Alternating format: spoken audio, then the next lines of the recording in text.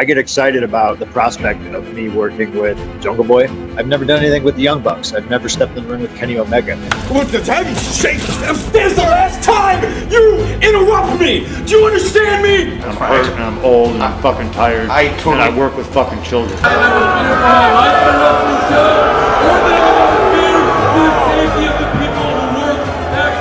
The greatest thing the devil ever did was make you people believe he didn't exist. And you're looking at him right now. I am the devil himself, and all of you stupid, mindless people fall for it. Today I terminated Phil Brooks, CM Punk, for cause. Where should we start as far as the CM Punk saga goes?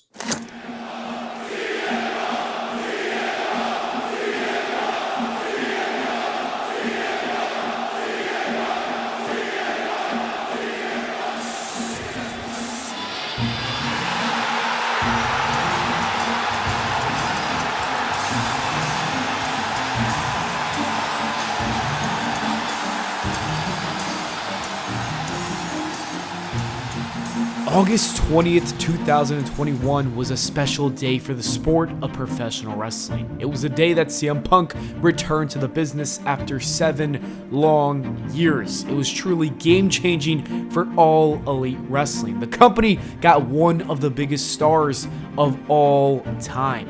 You could not have asked for more. CM Punk's arrival instantly shook things up in the industry again. This time though, he was ready to take an entire organization, put it on his back, and fly to the moon.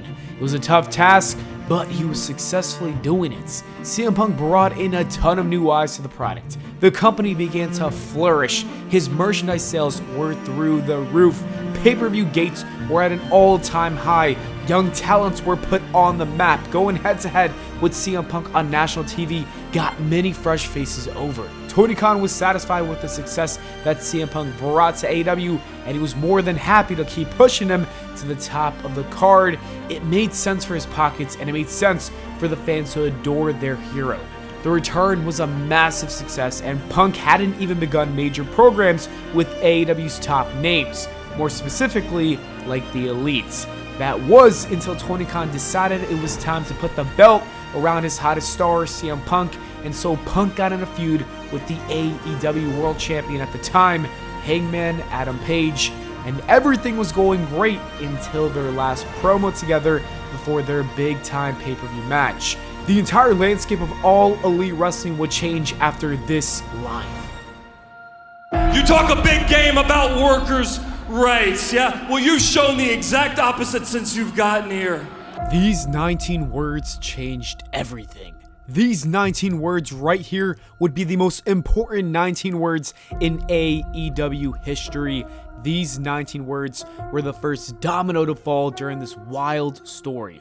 While it sounds like a throwaway sentence in a random promo for a go-home show, it was far more personal. Hangman Adam Page deliberately took this shot at CM Punk to make a powerful statement. The story goes that there was a backstage belief that CM Punk tried to use his power and politics to fire his former friend, Colt Cabana, from AEW, who happened to be close with the Elites. And so Hangman Adam Page took it upon himself to try to expose CM Punk on national TV when he least expected it. He went after Punk's entire character, essentially calling him a lying hypocrite. On one hand, Punk's been talking about being the change that the wrestling world needed for the better, and on the other hand, the Elite believed that he was no different from the McMahons, Hogans, and Triple H's of the world. After that, more and more reports came out and were being leaked out by somebody in AEW, making CM Punk look like a true villain who's trying to destroy the company. We've never actually found out who it was, but CM Punk, he had an idea. The fact that I have to sit up here because we have irresponsible people who call themselves EVPs and couldn't fucking manage a target, and they spread lies and bullshit and put into a media that I got somebody fired when I have fuck all to do with him is fucking embarrassing.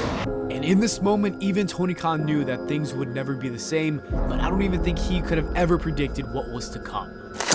When CM Punk left the media scrum, he was confronted by the Elite in his locker room, and that's when all hell broke loose.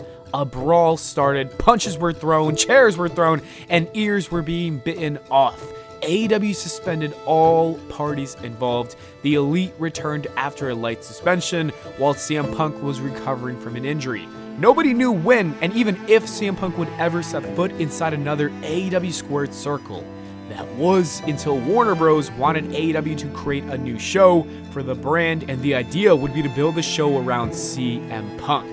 He was the headline, he was the #1 guy, and this was also done to keep the Elite and CM Punk away from each other. It was definitely a flawed plan. A better idea would have been for all parties to stop with the passive-aggressive bullshit, make amends, and make money all in the same process. However, we didn't get that. To make matters worse, CM Punk got into another backstage incident. This time, it was with Jack Perry. The report stated that Perry wanted to use real glass for a spot, and Punk told him not to. You would think that this was just a locker room leader making sure his locker room was safe. Well, that beef carried over into AEW's biggest show ever, All In, and Jack Perry used a car with real glass for a spot on the pre-show and took a shot at CM Punk directly into the camera, and once Perry got to the back, CM Punk got in his face, and this started another brawl. However, things were much worse this time around because Punk reportedly lunged at Tony Khan, and to have this happen right before their history-making pay-per-view went on the air while also nearly attacking the boss himself was enough for Tony Khan to officially fire CM Punk from All Elite Wrestling. Today I terminated Phil Brooks, CM Punk, for cause. Never have I ever felt until last Sunday that my security, my safety, my life was in danger at a wrestling show. CM Punk is no longer a part of AEW. He has been terminated with the benefit of hindsight for cause, according to I think the same thing. Done. That was what's left to get it. Not even the problem. A goddamn guy that allegedly being presented on my level with his cards. Everybody's been very critical and judgmental of CM Punk throughout this entire situation over the last 2 years, but we need to understand that CM Punk is a flawed human just like all of us. He's had a tough childhood, and this story about his father from a promo gives you insight on the demons that he faced since he was just a child. The reason I hate you, the reason in my heart of hearts why I hate you is because I didn't know any better when I was a little kid. When my dad came home smelling like beer, I thought it was a hard day's work he was doing. I didn't realize he was out at the bar. I didn't realize work meant unemployment office. I didn't think it was strange for somebody to come home from work and have to take an old style up into the shower while they showered. I didn't think it was strange for somebody to pass out. I thought an old style, a pack a day, was the norm. CM Punk isn't a bad guy. I don't think he is. I think a better word is misunderstood. CM Punk is misunderstood. He might even be the most misunderstood professional wrestler of all time, and this AEW situation is no different. It seems like he came into the company with the pure intention of making the pro wrestling world better, but unfortunately, he felt like he was wronged and disrespected a number of times, and this angered him. And as you can see from this clip from a long time ago, he's got a lot of anger inside of him. Not only does he have years of anger buried deep within, but he's afraid. He's afraid of being hurt again. And because of that, CM Punk has been living in survival mode for his entire life. And when you are in survival mode, you've got to defend yourself at all times. This is what he's been doing. This involves being straight edge to never become like his family. This involves having his guard up at all times, even if it comes across as cold to new people.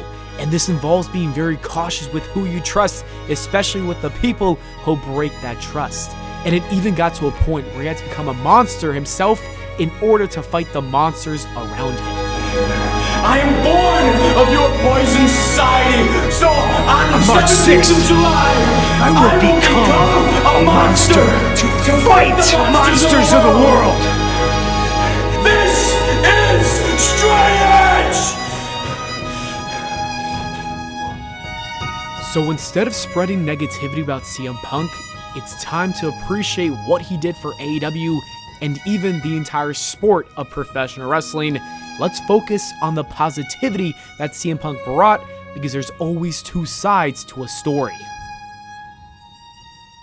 Time I used a chair, I remember CM Punk was like, you have to choke it up like this, and like, because they were like, oh yeah, you're gonna use a chair. I'm gonna use a chair. I've never used a chair in my life. How do I use a chair? And no one gave me instructions other than him to show me how to use a chair, and I had to perform this on live TV. And well, CM Punk's the GOAT, that's why. Yeah. So he's wait, a great guy. The CM Punk and Elite story is complicated, it's messy, and we'll never even know the full truth. We'll never know who was right in this situation. Maybe there isn't even a right side. Maybe everyone's just wrong and things could have been better if everybody put aside their egos. We'll never even know if firing him was the right decision by Tony Khan. But with all that said, one thing is certain, and that is that CM Punk gave his all of his blood, sweat, and tears to All Elite Wrestling, and it's nice to see him getting his flowers, receiving some thanks, along with an invitation to return to WWE.